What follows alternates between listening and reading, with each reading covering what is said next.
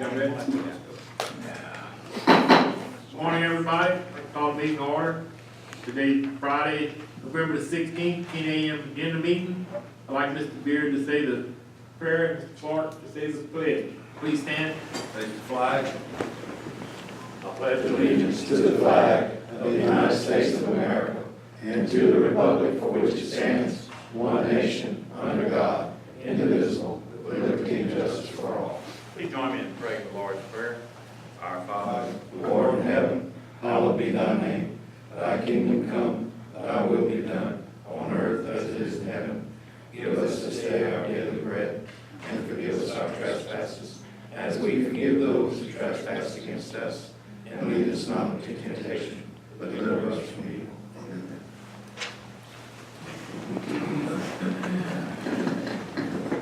okay, we'll get right into it here. We go to number 3, administrative report. Mr. Booyah. Good morning, gentlemen. Happy Thanksgiving. Because I was not present for the October meeting, what I will do is just double up on my allotted time from that month in November. So we have a few things to talk about. First of all, on October 24th, we had a CPRA meeting, so Coastal Protection and Restoration Authority, the state board assigned with allocating coastal dollars for all 22 coastal parishes, held their monthly meeting here in Cameron. I think that was the only the second time in the history of that board that we hosted the meeting. It was very well attended of elected officials and appointed officials. It was actually my first meeting as a voting board member, so that was encouraging. And I also would like to thank the Cameron Lions Club. They provided a great meal that day for all those board members traveling, some of them from New Orleans.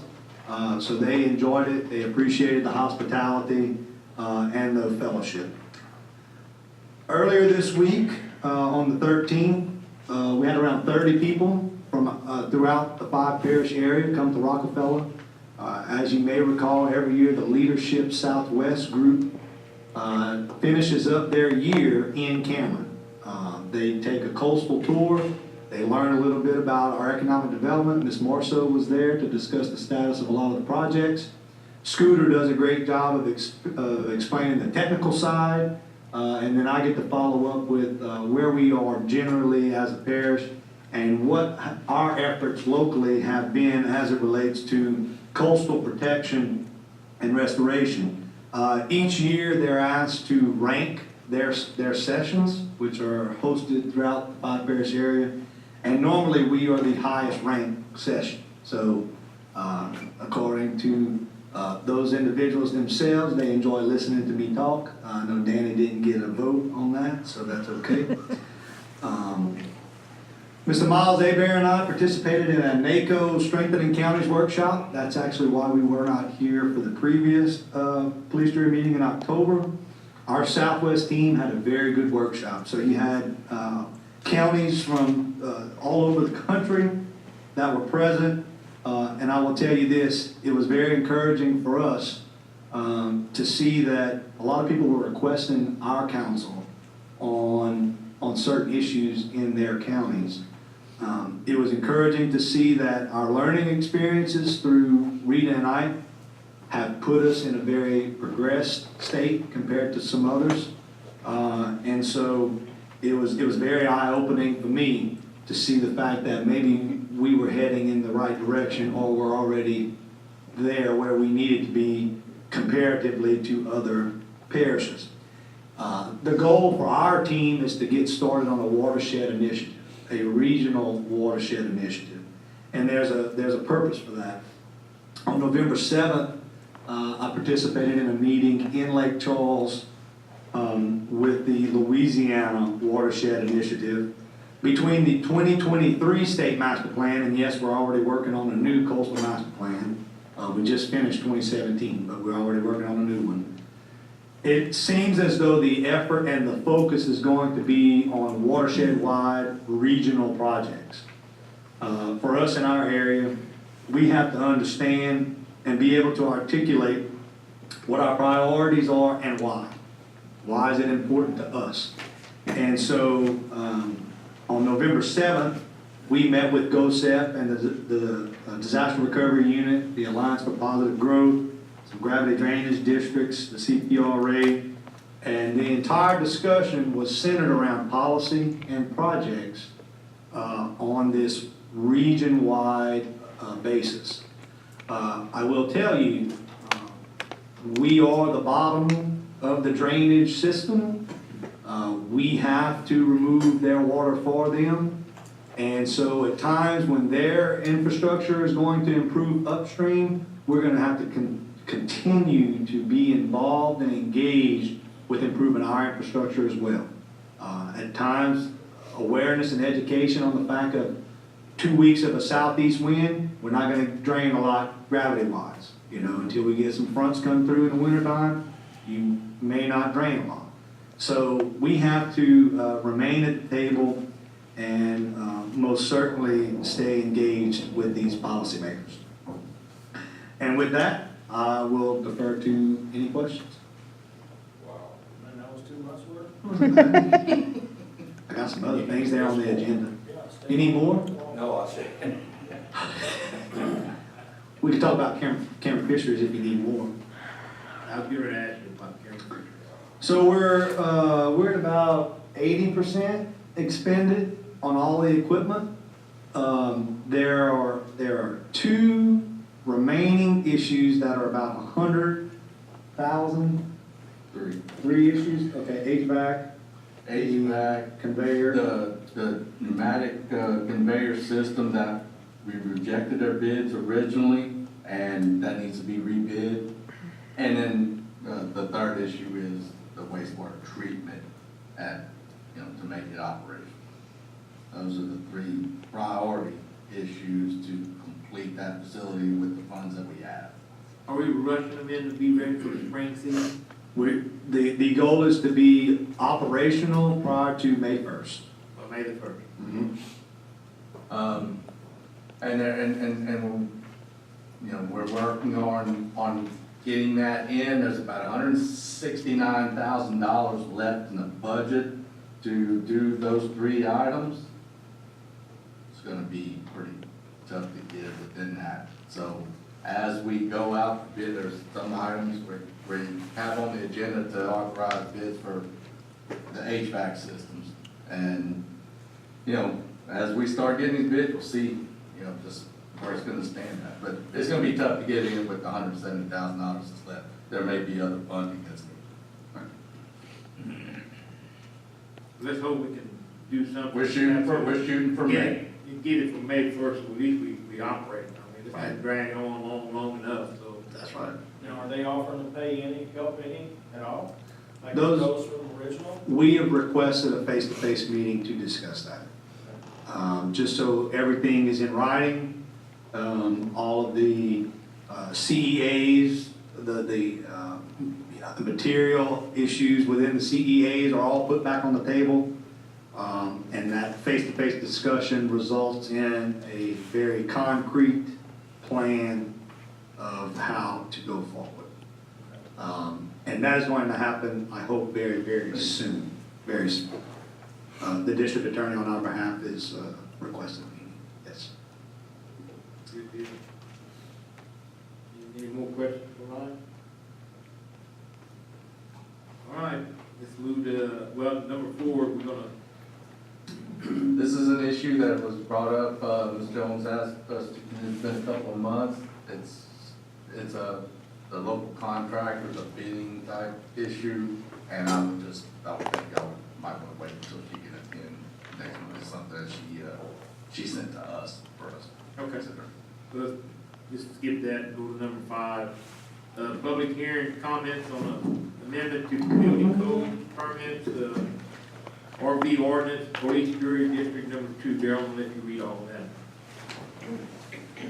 The public hearing, comments on amendment to building codes, RV ordinance, Police Jury District 2, amendment to chapter 4, water building codes and permits, add section 4.4, 1/4.13, permitting of recreational vehicle parks, limited application. The proposed provisions of section 4 and 1/4.13 shall apply only to recreational vehicle parks as defined by section 711 of this code of ordinances. Further, the application of this part is limited to recreational vehicle parks located within the West Division, Police Jury District Number 2, as legally described in section 616E for precinct 4. Contingent upon approval of proposed ordinance section 711, recreational vehicle park, words and terms defined, that ordinance has been adopted. For the section, for the definition. So that's so if you can open a public hearing to receive any comments, we received none in the office, either verbal calls or in writing. Need to move this to this afternoon meeting or Is it on the vote meeting? It's on there. Yeah, we just did, the morning of the public hearing was to receive any comments, if there was anybody from the public who had any, had anything to, any objections or supports, or for this particular ordinance. Just hands. Yeah, anybody in here got any comments on this ordinance? This way. Okay. Is this going to pertain to parks already built? No, They would have a grandfather type clause? yes. We actually won't start it till December 1st. And this is the Hackberry deal we've been working on. For Dino, that's the your deal. Okay. Strictly that Police Jury District 2. Any comments or anything? All right, let's close. Let's go to, move to number 6, intent to abandon the southern end of Davis Road. If you look in your packet, you should see a map that would show the termination point of Davis Road. You know, gentlemen, we started this process with Venture. I think the first meeting we had in the parish with Venture was July of 2014. Their announcement was held in this room in December of 14. You, as a jury, have directed the staff to work with them at every turn. Even when property for the company was identified in Calcasieu Parish at one point, Plaquemine Parish at one point, which is still ongoing. You were proactive enough to file and have approved in the 38th Judicial District a cooperative endeavor agreement to address some infrastructure concerns with the company. One of those aspects was to abandon the southern portion of Davis Road, which would be around 1.4 miles. This request is being put on the agenda at the request of Venture.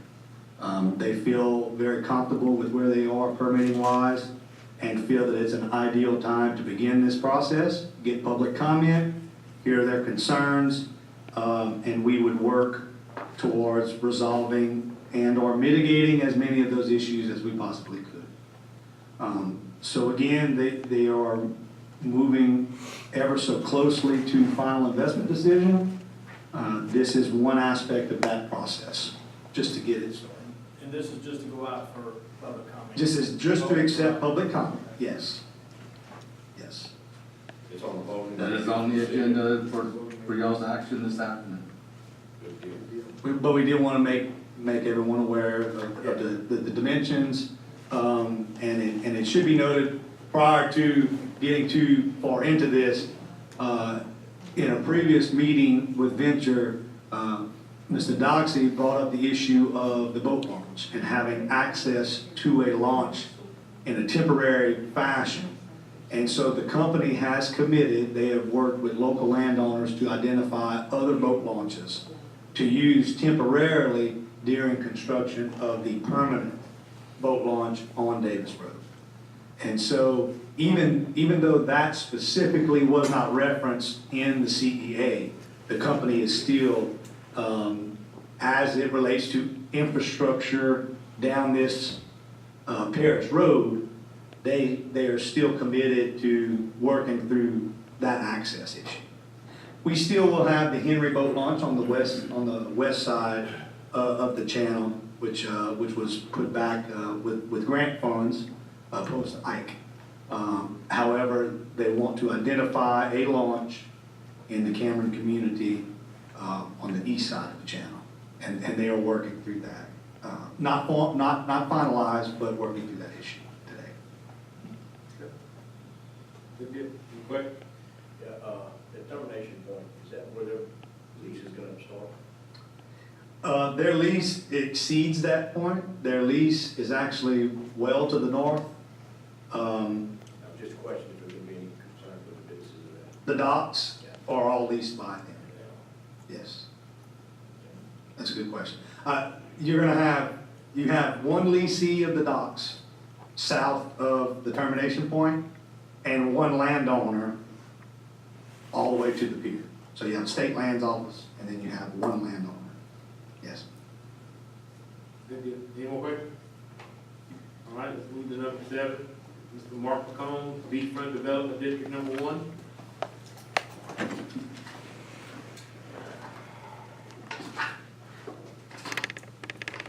Good morning.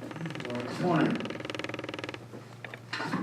We had a few issues at the last several meetings that we wanted to bring up. Some are just an awareness thing for the police jury and for Cameron, and others we will need some help on. Particularly, number 1 on our list is exposed pipeline at Little Florida Beach. Y'all should have that picture in your packet there.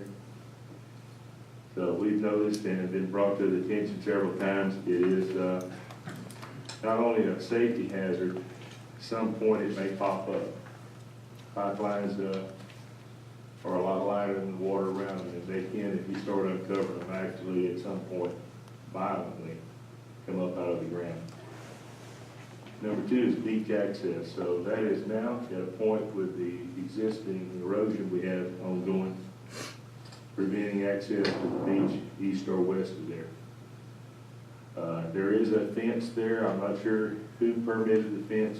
It may be state, it may be federal. I'm not sure of that, but we do have a fence. The fence is now eroded to a point that you're not keeping beach goer kids or whoever away from that pipeline. You can easily scoot under that fence and get into the area of it. And just as an observation, if I was a kid out there, that's where I'd be. So that is a definite hazard we have going on, and we'll just need some help finding out who is responsible and what we can do to get that. Do we rebury it? Do we build some type of structure to allow the sand to accrue over it again? That would probably be the most reasonable way, but I wanted to bring up a point that we've had pipelines that have come exposed and caused fatalities on the beach down that way. That was one of the points from some of the neighbors, if you remember the pogey boat. So it is also a hazard to trawling, anchoring, or boating in that vicinity. We don't know what condition we have offshore. We can see it being exposed by erosion. Onshore, offshore, it's going to take some type of a look also to make sure we don't also have something out there not buried deep enough, something we could, an anchor and shrimp boat. We have shrimp boats and anchor, and as you know, the pogey fleet comes in very close in the fall. So it's possibly something we need to be on top of to prevent another fatality. So my suggestion would be, if it would meet the permitting, is to do something that accrued sand over it. Put some type of structure that didn't require them to do any digging or excavation there around that area. It may be simpler just to build something that accrues sand. Y'all have any questions on that point 1? Has anyone with beachfront property contacted this 800 number on here and spoke with them yet? We have not. I want to talk to you first to see, we have to go and do that. Do you want to work it through us or through Ryan? Mr. Chairman, I'll ask Kara to come and address, because the staff has looked into the issue, and I want her to give a formal update. Yeah, I've had previous conversation with Office of Conservation. And just, not to cut her off, oh, you warm, my hands up.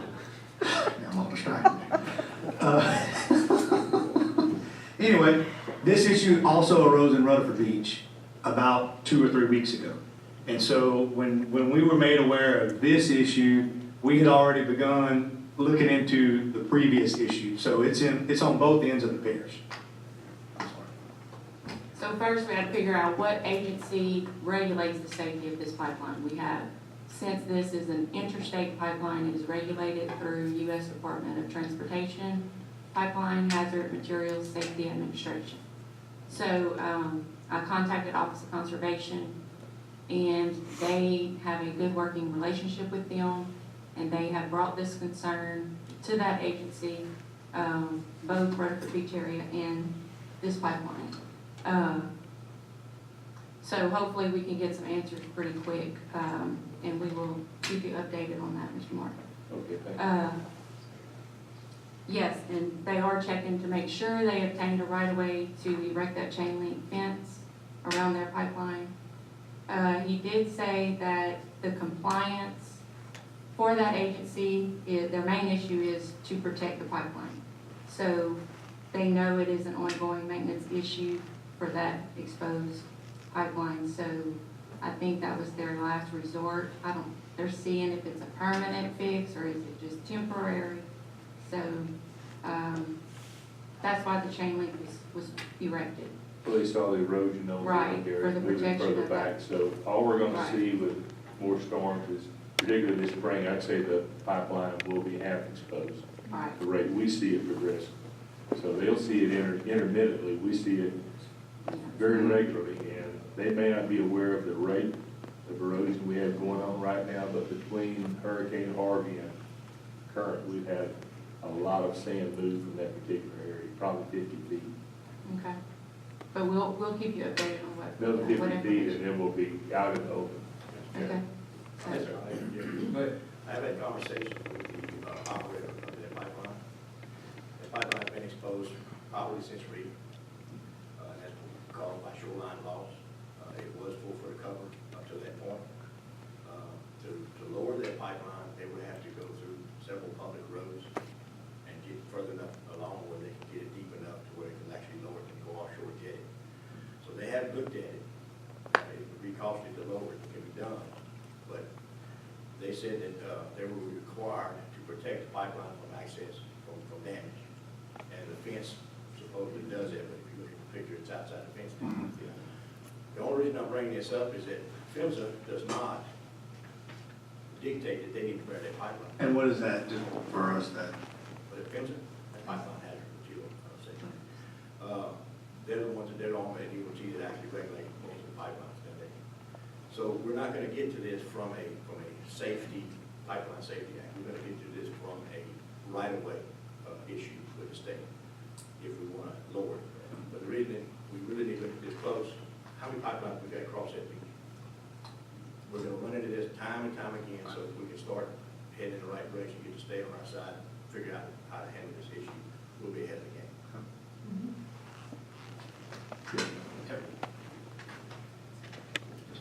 Look, I have a number 2 if you're ready to move on. Okay. And one was just an advisory thing. We are looking at pavilion at Rutherford Beach, we like it. We're considering doing the same thing on District 1 side. Same design used by District 2, and that way we would already have plans, we wouldn't have any wait there. We understand we're wrong, because those miles through there from District 2. And so location, we're tentatively looking at Mays Beach area, looking for state or parish land down there. And so we will be getting with folks here in Cameron to see if we have any land down there available to put this pavilion at. And we may need to do, at least from the state, depending on what the state or parish area. Number 3, with this talk of the pipeline, various pipelines being exposed, it's a good time right now, after the shoreline stabilization project, to consider sand replenishment in that area. We've had, I could pretty much say by the color of the sand that in a lot of areas we're down to the same mud that we were at before the project in 2003, I recall, where we replenished the sand. One statement in there was an ongoing study of the erosion, what the beach barriers did, and at some point to replenish. I'd say that point's here, we're at the point we're exposing pipelines. So, and what is the cheapest way to do that? That may be the most reasonable way, and it would fit very well with, having a representative from this area on as a voting member. So, I think this is a good time to be considering this and bring that up. We have to get a couple years ahead, I know, to get in line for something like this, but beach replenishment is due. So, and I also want to, just, notify y'all, we are considering a project. I'm not sure of what our cost will be, if any, with the, State Department of Transportation using the used concrete barriers in the area around mile marker, slightly east of mile marker 20 on Highway 82. We have an ongoing problem there with that cloud of sand across the road. The new sand pump east of Holly Beach continues down our way, heading west, and at that point of around mile marker 20, it crosses the highway largely because we don't have anything there to stop it. We've lost the beach elevation. There's no way we can get any growth there. There's no need in putting a sand fence. There's no elevation to get it above the high tide. So this is in talking with the State Department of Transportation. They have, I believe, over 1,000 used concrete barriers that do not fit the normal standards now for highway use. They're willing to give us. And so that is ongoing, I believe, with Simile, that she's working with the state on that. There may be some cost as far as us on maybe transporting them down there, but it would be a great help to the beach. Because right now, at this point, there's nothing there, nothing to build elevation, and a sand fence won't do it. This is kind of the last stop before it gets to Highway 82, which is getting, at high tide is now at 82 lapping up against it. So those are the things we're working on, that would interest anyone. Any comments on the board I need to be aware of about progressing that forward? I just want to commend the board on their efforts. I know they've gotten really galvanized, and these issues, bringing about the awareness is always the first step to resolving a problem. So I think it's a great first step, and all the concerns are noted. We're going to stay in touch. Thank you. Thank you, sir. All right, let's move to number 8, review the agenda.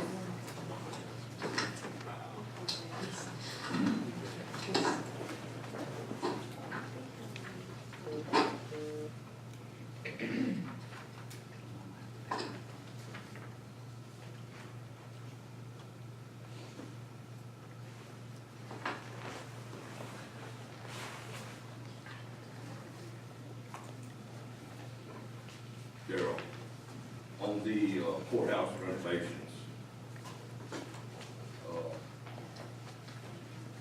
I see we got some increases and decreases, extra days, more days, but with this last thing that just come up with the judge and all this, Yes, sir. through the federal systems, is some of this inside what we discussed earlier this morning? No, so these are all separate. They're more about there was some flooring Okay, considerations, as they got into it, they need to add some seal for I mean, but I'm there's fine different with that. things. So as we added these particular items, we reduced it with like the irrigation system, we took that out just to mitigate some of the cost. So, Okay. these are things that are just coming up, Mr. Darrell, that just, we have to deal with. Because that's gonna be a separate change order. While the contracts are still here, because I see it's coming to an end, but while he's here, I know we need to do something. I think, we're operating under with what we talked about with the security plan and all that, and what's gonna happen, that's gonna be a separate change order that's Okay. gonna come. And I think the philosophy and hope, I think we kind of, while they're here, let's do this right.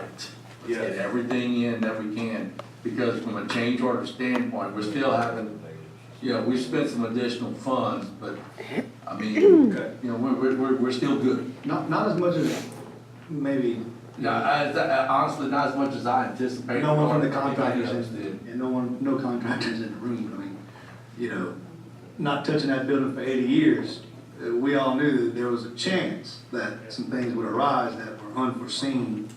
And I think so far we've managed them about as best we could.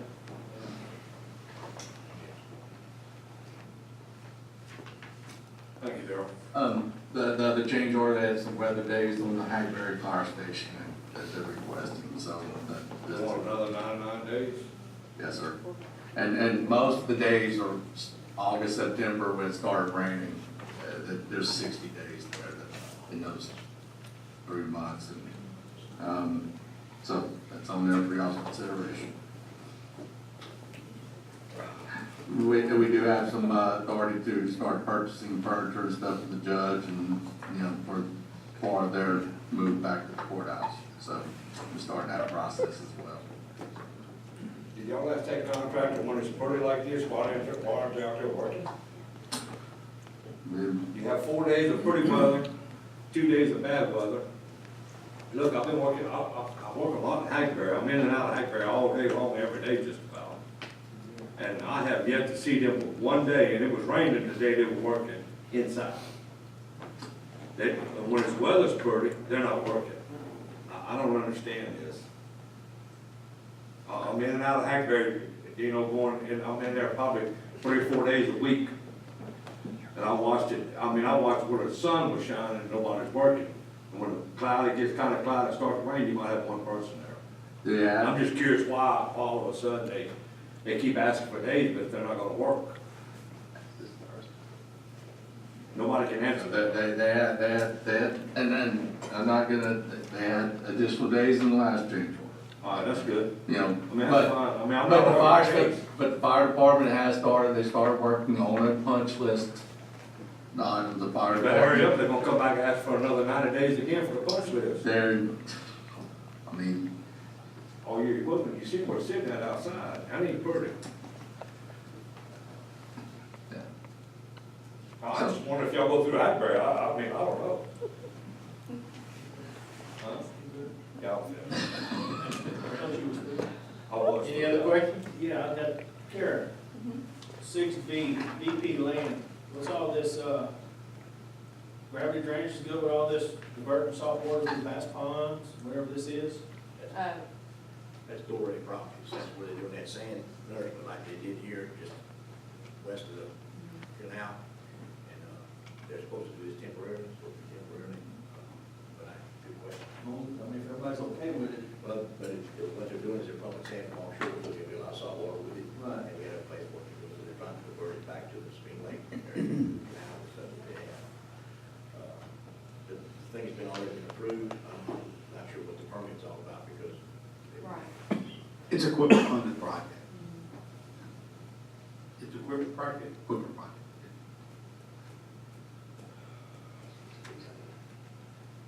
And then, RE Oldham, that's, find a fence across. that's some, trespass prevention, basically, that's what I'm saying now, yeah. Yeah. Is it on private canal or is it, It's probably. Yes, it's private, it's not city. so we have nothing, Yeah. no responsibility for this drainage ditch?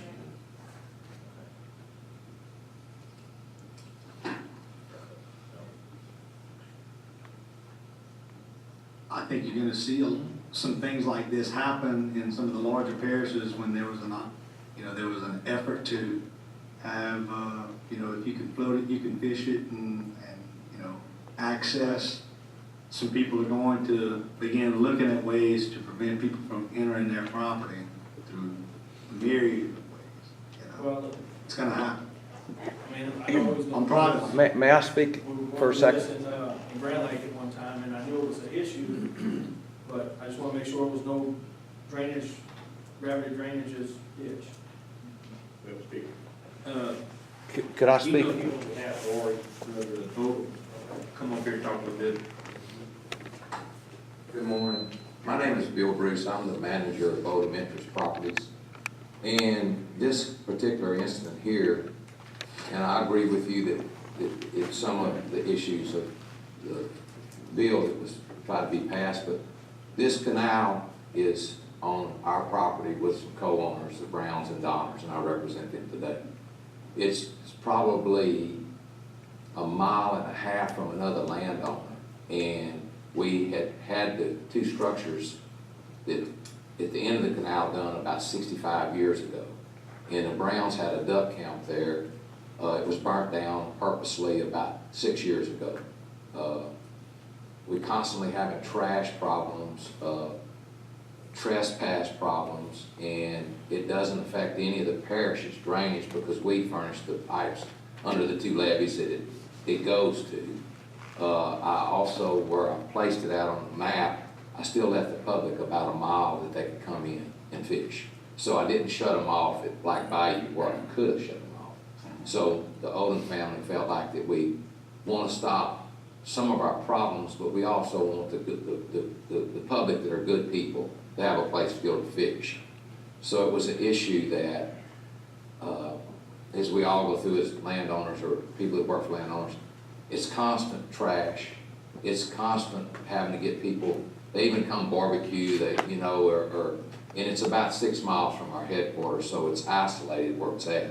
So we're not there all the time. But it became an issue that I wanted to rectify. And what we're asking for today, the states kicked it back from their coastal zone office to here. It went out on public notice, and as I was told, there was nobody even called or commented on it. So I appreciate y'all's help with this issue. Any questions? Good. Thank you. You're very welcome.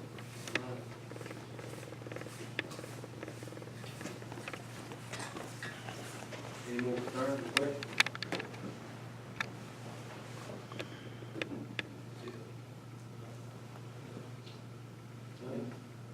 Good? Y'all good over here? Ryan, you good? Derek? Everybody good? Good. All right, meeting adjourned.